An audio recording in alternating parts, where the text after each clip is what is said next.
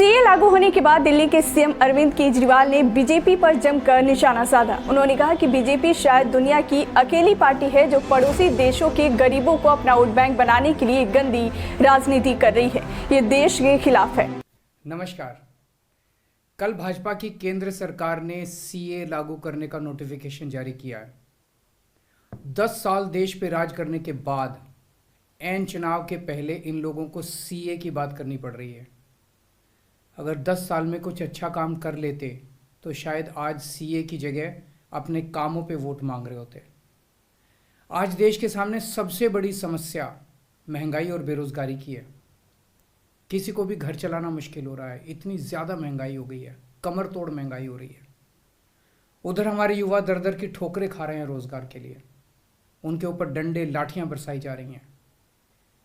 ऐसे में सरकार बेरोजगारी और महंगाई का समाधान ढूंढने की बजाय सीए की बात कर रही है, तो ये बड़े दुख की बात है।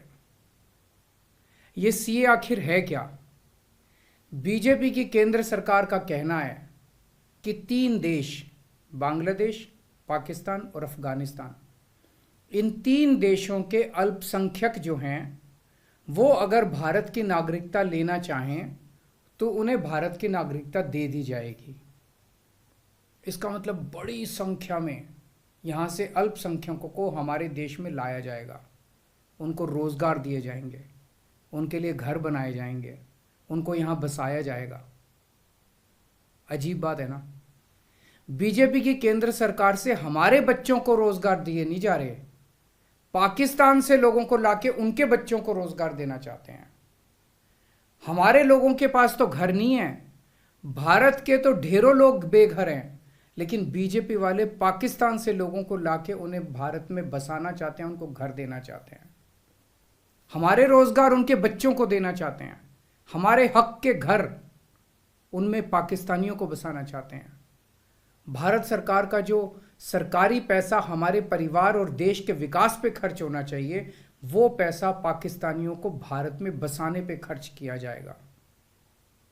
इन 3 देशों में लगभग 2.5 से 3 करोड़ अल्पसंख्यक हैं। ये तीनों बहुत गरीब देश हैं। जैसे ही भारत के दरवाजे खुलेंगे, इन 3 देशों से भारी भीड़ हमारे भारत में आ जाएगी। अगर इन 2.5-3 करोड़ में से 1.5 करोड़ लोग भी भारत आ गए तो कौन देगा इनको रोजगार? कहाँ बसाओगे इनको? बीजेपी वाले अपने घर में बसाएंगे क्या इनको? इनके अपने घर में रखेंगे क्या इनको? बीजेपी वाले देंगे क्या इनको रोजगार? कौन देगा इनको रोजगार? तो प्रश्न उठता है कि बीजेपी ऐसा क्यों कर रही है।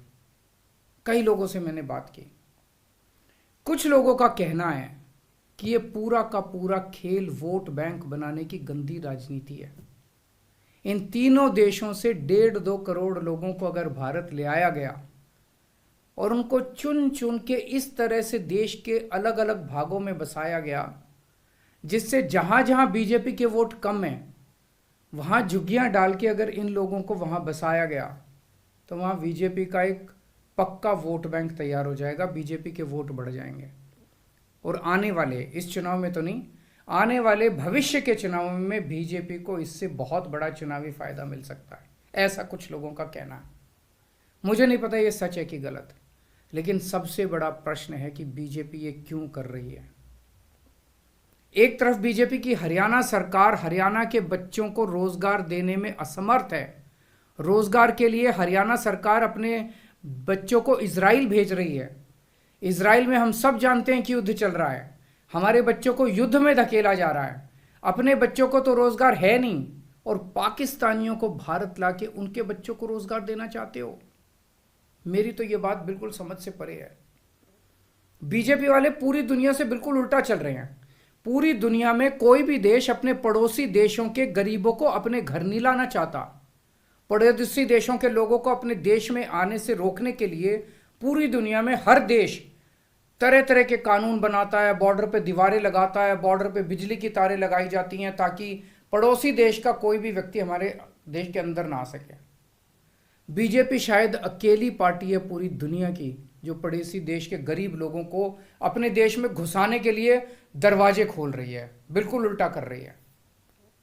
एक और बात है सोचने की, पिछले 10 सालों में 11 लाख से ज्यादा भारत के बड़े बड़े अमीर उद्योगपति और व्यापारी भारत छोड़ के चले गए। ये लोग भारत में फैक्ट्री चलाया करते थे, इंडस्ट्री चलाया करते थे, बड़े बड़े व्यापार किया करते थे, लाखों लोगों को नौकरी देते थे, रोजगार देते थे। ये बीजेपी की गलत नीतियों और उनके अत्याचार से तंग आके भारत छोड़ के चले गए। अगर बीजेपी को लाना ही है तो इन लोगों को वापस भारत लेके आओ ना, जो भारत छोड़ के चले गए। ये भारत आएंगे, इनके पास पैसा है, भारत में इन्वेस्ट करेंगे, नई नई फैक्ट्रियां खोलेंगे, नए नए व्यापार खोलेंगे, अपने बच्चों को रोजगार मिलेगा। ये क्या बदतमीजी है कि बांग्लादेश के, पाकिस्तान के और अफगानिस्तान के लोगों को हमारे देश में लाके बसाएंगे और उनको हमारे बच्चों के हक के रोजगार उनको देंगे। ये लोग कह रहे हैं कि 2014 के पहले आए हुए घुसपैठियों को इन नागरिकता दी जाएगी। ऐसा नहीं है, ये तो शुरुआत है। एक बार ये सिलसिला चालू हो गया, एक बार दरवाजे खुल गए तो फिर बहुत बड़ी संख्या में पाकिस्तानी और बांग्लादेश से लोग भारत में आने लगेंगे। आज बीजेपी कह रही है 2014 के पहले आए हुए लोगों को ही नागरिकता दी जाएगी। देख लेना, अगले चुनाव में ये बीजेपी वाले इस तारीख को बढ़ा के 2024 कर देंगे कि 2024 के आए हुए पहले वाले लोगों को दी जाएगी और फिर इसे और आगे बढ़ा देंगे। मोटी मोटी बात यह है कि पाकिस्तानियों और बांग्लादेशियों के लिए भारी संख्या में भारत आने के लिए बीजेपी सरकार ने दरवाजे खोल दिए।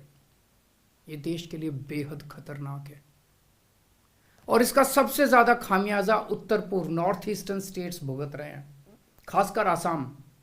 आसाम के लोगों की भाषा और संस्कृति खतरे में पड़ चुकी है क्योंकि वहां पे बांग्लादेश से इतनी बड़ी संख्या के ऊपर इलीगल माइग्रेशन हुआ है। अब बीजेपी कह रही है कि इलीगल माइग्रेंट जो आए हैं उनको हम नागरिकता देंगे, उनको हम बसाएंगे, आसाम में बसाएंगे। आसाम के लोग बहुत नाराज हैं।